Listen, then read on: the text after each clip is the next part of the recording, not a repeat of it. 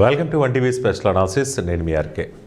KA Paul ఈ పేరు గురించి ప్రత్యేకంగా చెప్పాల్సిన అవసరం లేదు. సోషల్ మీడియా ఫాలో అయిన వాళ్ళందరికీ కూడా ఈ పేరు చాలా సుపరిచితమనే చెప్పాలి. ఆయన గత వైభవం ఎంతలా ఉండేదో అంటే మన పాత తరాల వాళ్ళకైతే చాలా బాగా తెలుస్తుంది. అంటే మన తండ్రులు కానీ తాతలు కానీ వీళ్ళందరూ కూడా ఆయన వైభవాన్ని చూసిన వాళ్ళే. కానీ ఇప్పుడంటే సోషల్ మీడియాలో ఆయన గురించి కొన్ని ఉన్నవి లేనివి చూసి ఆయన చెప్పాలంటే ఒక కమెడియన్ లాగా చూపిస్తున్నారు అనుకోవచ్చు. కానీ ఆయన వైభవం అంతలా సాగేది. కొన్ని వందల దేశాల్లో ఆయన మత ప్రబోధనలు ఉండేవి, ప్రచారాలు చేసేవాళ్ళు. అలాగే ఆయన చరిష్మా ఇవన్నీ కూడా ప్రపంచ దేశాల అధ్యక్షులతో కూడా భేటీలు ఉండేవి, శాంతి బోధనలు చేసేవాళ్ళు. ఇదే కాదు, అంతర్జాతీయ సేవా రంగంలో కూడా ఆయన చేసినటువంటి సేవలు అయితేనేమి ఇవన్నీ కూడా దాదాపు ఒక వెలిగారని చెప్పాలి. నిజం, ఖచ్చితంగా.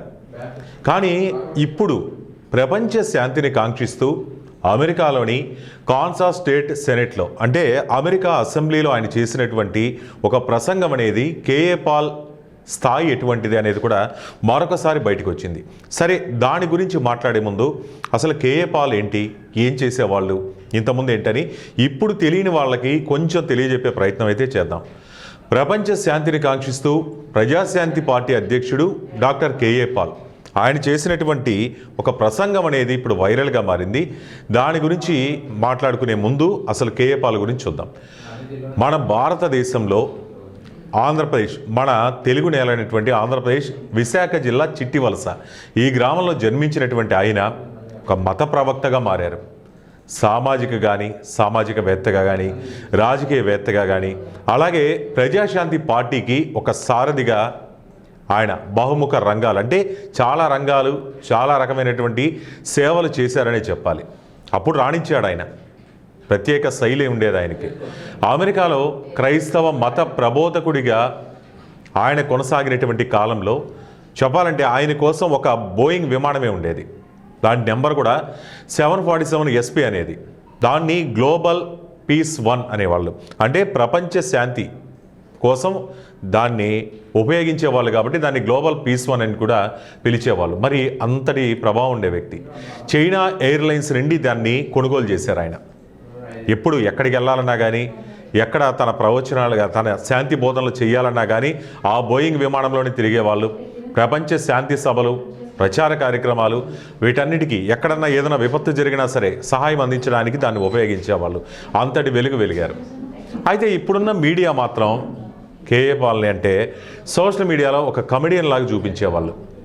ఎందుకంటే ఆయన వైభవం పక్కన పెట్టి ఇప్పుడున్నటువంటి పరిస్థితులను చూపించేవాళ్ళు ప్రధానంగా.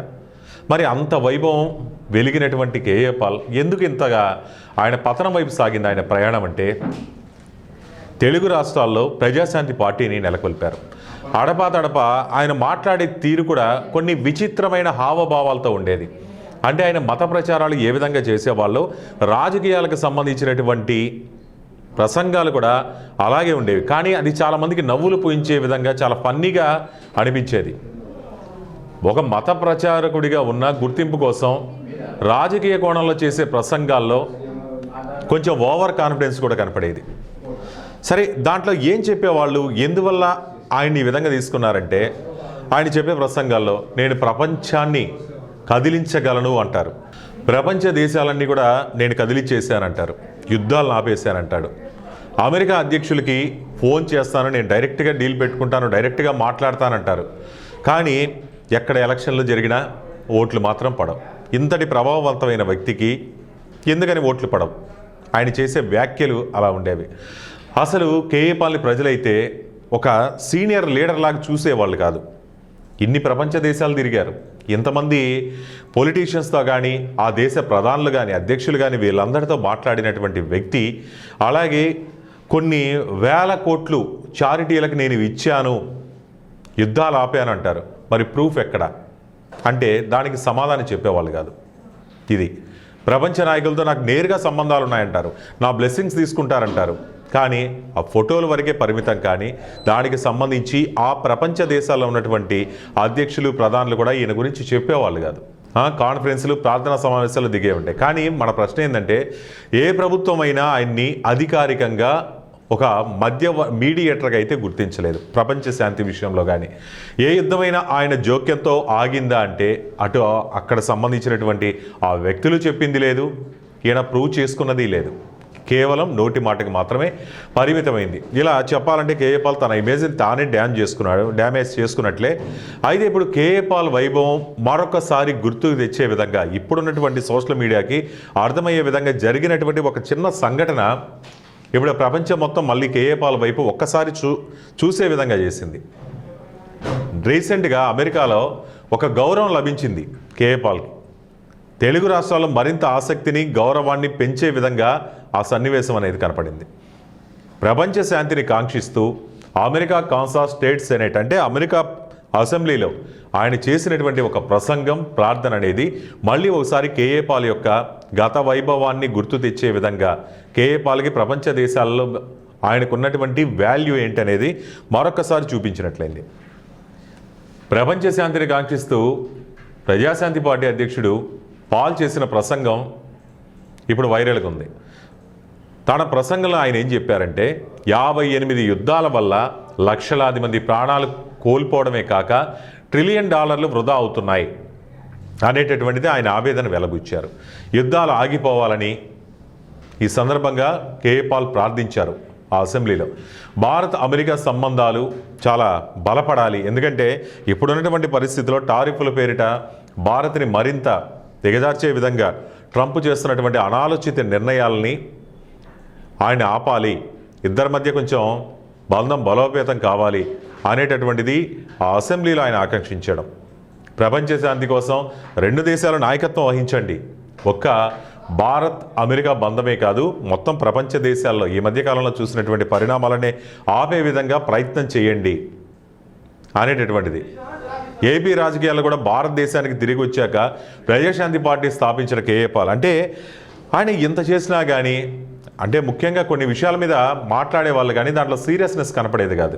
అంటే సోషల్ మీడియా ఆయన ఎంత సీరియస్గా మాట్లాడినా కానీ దాన్ని ఒక ఫన్నీగా క్రియేట్ చేసేది.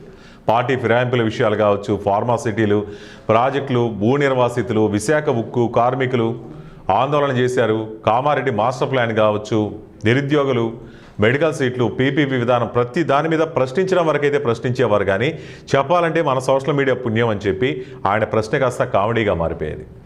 జాతీయ ప్రాంతీయ సమస్యలపై కూడా ప్రశ్నించారు. కానీ ఇప్పుడు ఉన్న రాజకీయాలు ఒక రకంగా చెప్పాలంటే ఆయనకి సరిపడవనే చెప్పాలి. రాజకీయ విశ్లేషకులు కూడా చెప్పేది అదే. ఎప్పుడు యుద్ధాలు ఆపాయనంటాం, హావభావాలు ఇవన్నీ కూడా ఆయన ఒక జోకర్ని చేసేశారు. కానీ ప్రశ్నించడం మాత్రం ఆపట్లేదు ఆయన.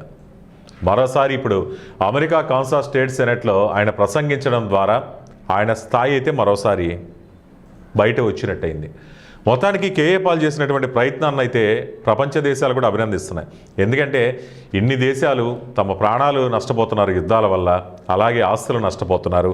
కానీ ఇదంతా మంచిది కాదు కాబట్టి శాంతిని కోరుకుంటూ ఆయన అసెంబ్లీలో చేసినటువంటి ప్రేయర్ అయితే ఉందో, అలాగే భారత్ అమెరికా మధ్య సత్సంబంధాలు పెంపొందించుకోండి, అలాగే మిగతా దేశాలకు కూడా మీ శాంతి అంటే యుద్ధాన్ని ఆపే ప్రయత్నం చేయండి అంటూ ఆయన అమెరికా సాక్షిగా సెనెట్లో ప్రసంగించడం అనేది అందరి అభినందనల్ని పొందుతున్నారు కేఏ పాల్ అనడానికి ఈ వీడియో కూడా ఒక ఉదాహరణ.